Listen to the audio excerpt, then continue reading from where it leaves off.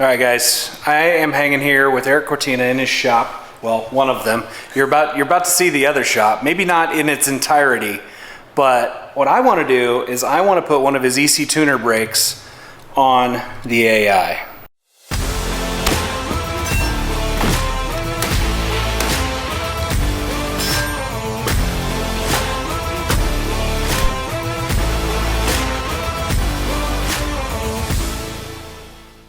We're here with the man who makes the cool brakes, the tuners.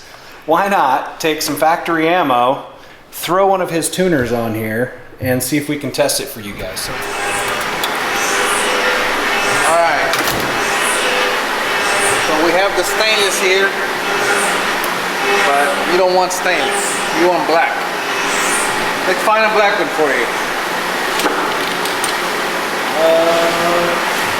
Where are they? Here we go. Hey. Oh, I found the mother load. Look at this. Oh, it's a beauty.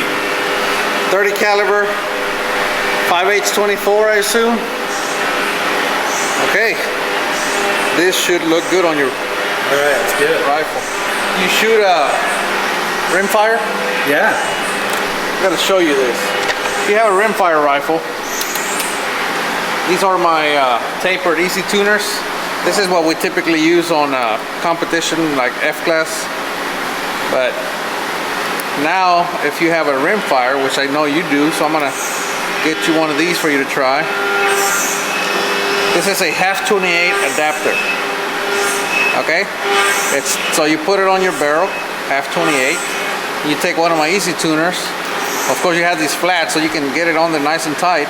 Then you put the CNC tuner right over it, and once you get it on the barrel like that, you know, now it's nice and flush, and now you tighten your screws to give you nice toolless design, and it also gives you a bloop tube effect.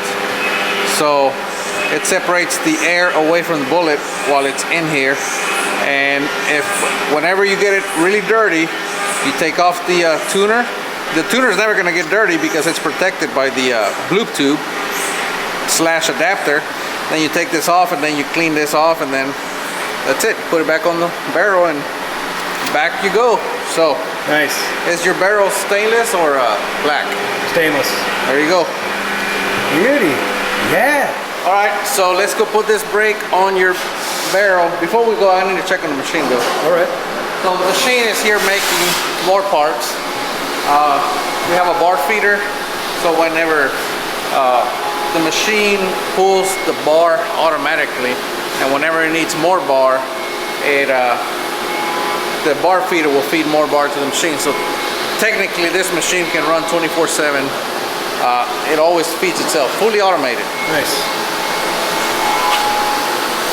So hard to see in there right now, but actually let me open it's almost done with that cycle. I'll open the door so you guys can see what it's doing. So there's a brake in there that it's making. And once this is done, this sub spindle over here will come and grab the brake here. It'll cut it off, and then it'll finish machining the backside of the brake. So the machine does the entire thing, fully concentric, because it never lets go. It's always controlled. It's always indicated properly. And then when it's done, it puts them in here. So, man, that's pretty sweet. Yeah, it's 100% CNC, everything fully controlled. Like I said, the machine there's no other setups. The machine itself grabs it, does everything else. So that ensures consistency, concentricity, and very good parts. Yeah.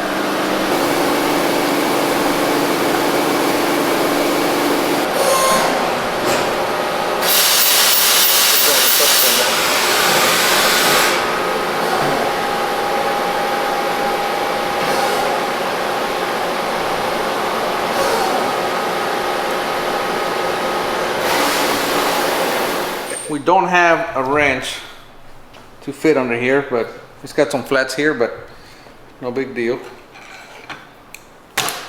it is. Hey, hey. Fairly loose. And then we're going to put the brake on there. And it is extremely simple. Okay, this is the top of the brake. Okay, make sure the nut is on all the way.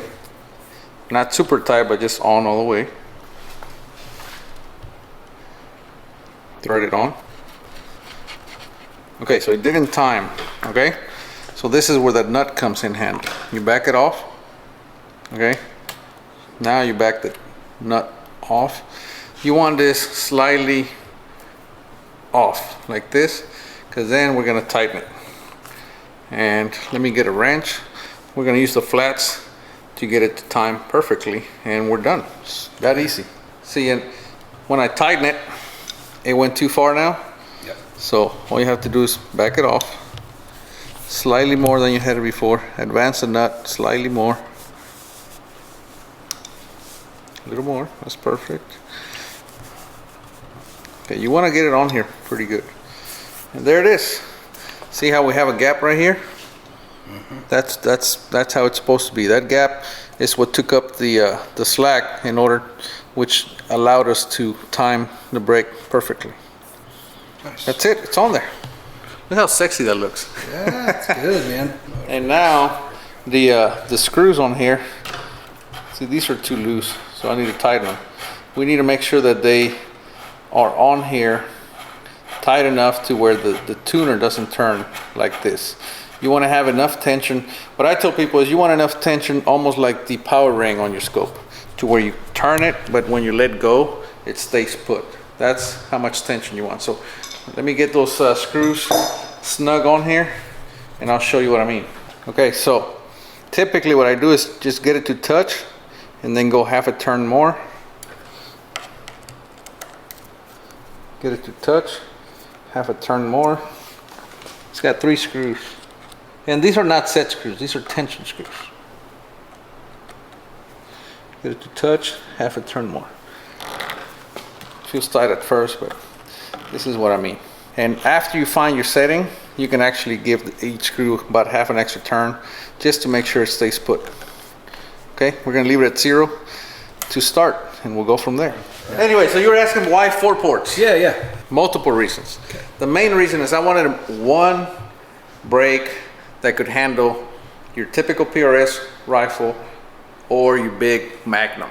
You know, I wanted those 4 ports, but at the same time, I wanted it to be comfortable. And what I mean by that is I don't want you to have that muscle brake fatigue that, you know how it is. At the end of the day, you're like, my goodness, I've been blasted all day. So the first 2 ports are straight.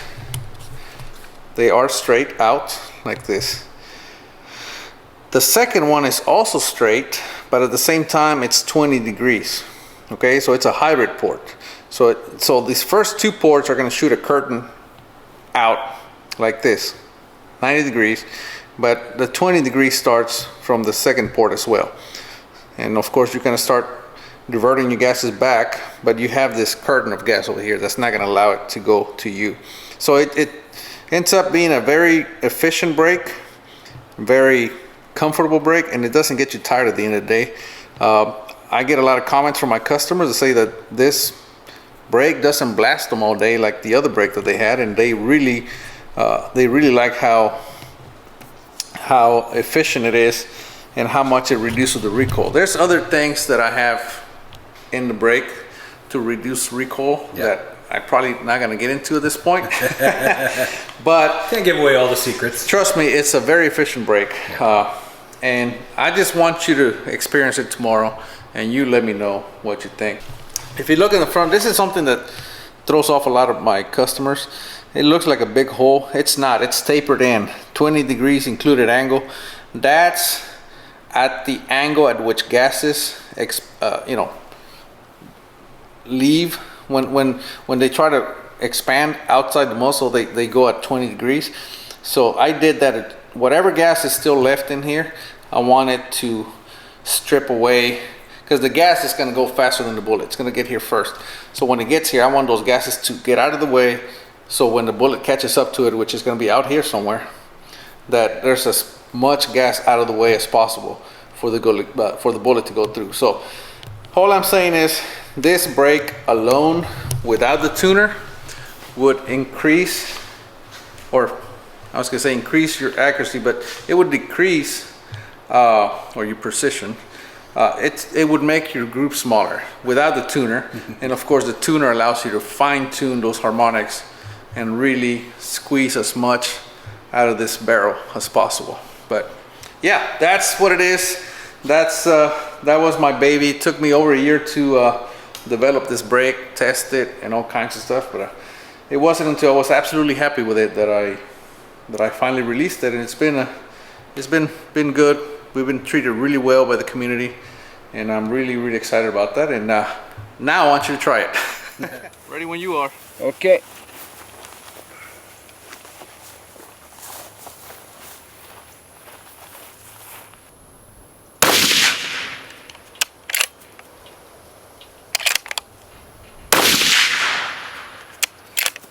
Now that's a 6.5 Creed, right? Yes, sir. I want people to know that because of the lack of recoil. There's hardly any. I got to be honest. It's more than what I thought. Yeah, that's More great. or No, less? I mean less. It reduced the recoil more than I thought.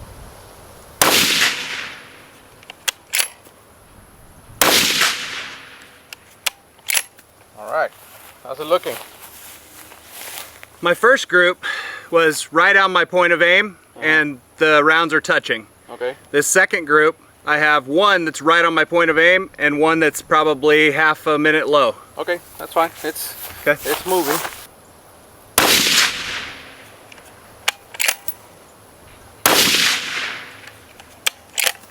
Pretty good point of aim, but they're not quite touching. That's okay. Well, we're not looking for point of There it aim. goes back. That's probably going to be shifting on you. How is it? Huh? How is that shot? I put it on a new point of aim. Oh, okay. How is it? It's worse than the other one. Okay.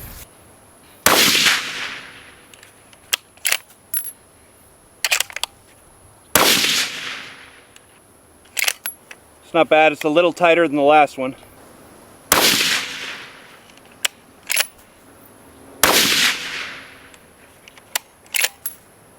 Woo, those are on top of each other. Found it, huh? I think. Guess All we'll right, see. let's go look at the target. All right, guys, we're walking down range, trying to see what we do. So you saw it on film, but if you didn't hear it or not, what we were doing was we were adjusting the tuner brake in two little click mark increments, all the way from the 0 marking to 4, 6, 8, and 10. We've got groups down here. We're about to go see what they look like. Just 2-shot groups is what's recommended, and we'll adjust as necessary based off of this. So let's see what we got. 2 shots if you're absolutely confident. Plus, we don't want to get the barrel too hot, but you can do 3 shots, but 2 is most of the time plenty good. Okay. All right, so we're about to see what we got here. All right. Okay, 10. Okay, so we're gonna go do number 10 again. Yeah, and then 12, whatever. Let's start over there. Can you Okay. see that one? It's mostly clear, yeah. Okay. All right, same setting, new target card.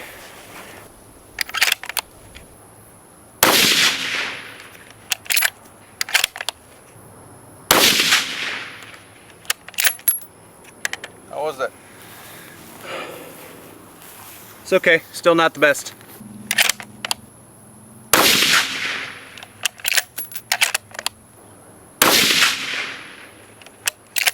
Those are touching. Touching, huh? Yeah. You want to do a 5-shot group or 3-shot or whatever? Sure. I'll just go to the very next one over and do a Yeah. three shot. How, this was what size? How did this boomstick perform typically? Typically with the same factory match grade, I was able to get around a 1/2 inch usually. Okay. So let's do, you want to do 5 or 3? You've shot quite a bit. Let's do 3. Okay. All right. Go ahead.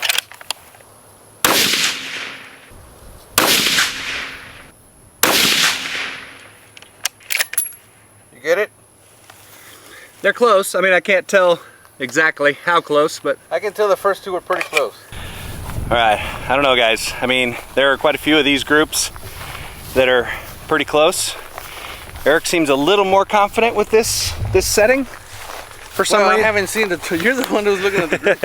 I haven't even seen them. I feel like there was at least one more of the 2-shot groups that was equally as tight as this one. Well, but we're running out of daylight, so Okay. I just want to go see what it looks like. Yeah. So we're gonna run down and see what these groups look like. We'll make our final adjustments. So this time again, we moved to a new card, and we went 10 again. We went 10 and then 12, and we think we might have found a node, if you will. We're gonna go down and take a look. So let's see what we got. And then I asked you to shoot a 3-shot group, and then you did 2 pretty quick, and then you decided to go sightseeing with a Beetle. beetle. Yep. And what was the 3rd shot? The one that's farthest to the right.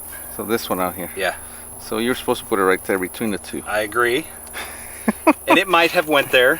Yeah. Because that's pretty similar. Both of those, like, that's pretty similar to those two, right? I mean, that's pretty tight. All right, so same setting again, or are you going to 14? Let's go to 14, see what it does. Okay. Yeah, I'll put it on 14. All right. 12. Definitely worse. Huh? Worse? Okay. So let's go to 12. Back to 12? Back to 12 and get you to shoot a.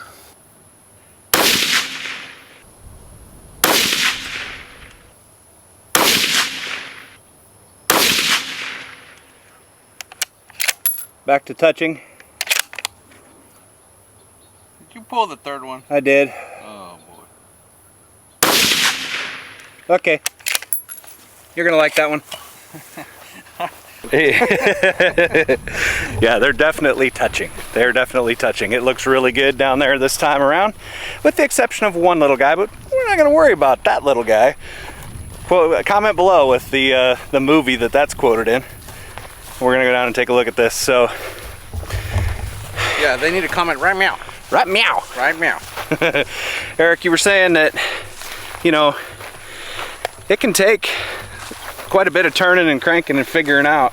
Well, yeah, like I was saying, the tuner is going to reveal the best setting for your setup. How good is that going to be depends on your system, right? I mean, some people get down in the ones literally, and some can only get down in like half MOA, 3/4 MOA. It has to do with your system, your whole setup. There's so many things, but it will adjust your groups, and it will allow you to pick the best one. Right on. What we're looking at is this guy right down here, and that is 4 shots all touching, and that 3rd shot that I threw was this farthest one. Okay, so that was your 3rd shot. That was the 3rd shot. So there's 4, 1 ragged hole. Yep. I feel pretty good about that. It's pretty good. Because it was the same setting as these tight ones up here. Right. So we can be pretty confident that that's a good setting. There you go. Let's go measure it. I dig it. So that is about 5/8 center to center, including your pulled shot or whatever. Okay.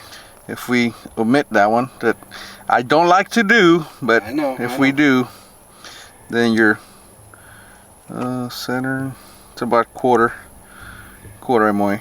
I feel like I'm confident in the shot that I took, that number 3 that went off to the side. I mean, you saw me pause.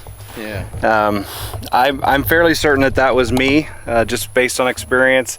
I'm saying that was me. I think based on that and the previous groups at that setting that were also a 1/4 inch, even though they were only 2 shots. Right. That's probably a solid setting. Either way, I mean, it's still a pretty good group regardless. All right, I think that's your setting until. Nice. Until I can play with it some more maybe, but I think I like that one. You comfortable with that being? I mean, you're the expert. It's your break. So. I mean, that's good. That's a good group. Yeah. I mean, I don't know how well of a shot you are. But. I mean, I don't know. that's a pretty good group for anybody is what I'm getting at. You know what I mean? I don't know what your expectations are, but that's pretty good. So my expectations were just based on what this gun would normally shoot with my suppressor on, with this same ammo, Right. which the best groups that I would consistently get would be 1/2 inch. Okay. So those were the best. So anywhere from 3/4 to 1/2 inch is pretty standard for that gun with that ammo. Okay. So I'm pleased to see it shooting this tight. Yeah. To have 4 1/4 MOA. Yeah. And that other one opened it up to, I think, what measured 5/8. Right. 5/8. All right. Well, Yeah. rock and roll, man. Good All job. right, thanks. That's all she wrote for the EC Tuner. This was part 2. Hopefully you guys appreciated the video. I definitely appreciated Mr. Eric Cortina's expertise and for putting this brake on my rifle and letting me try it out. I will be doing more videos with this thing. I'm gonna get home and do a thorough, like putting a bunch of rounds through and just make sure that 12 is my actual setting, but I feel pretty confident with it. You guys need to check him out on all of his socials, especially his Patreon page. That would be awesome if you want some extra content. And come back soon for another great video from Precision Rifle Network. Hold left edge. I'm supposed to say shut up fat kid. That's my new outro. it is Shut up not. fat kid. It's hold left edge. Hold left edge. All right, goodbye.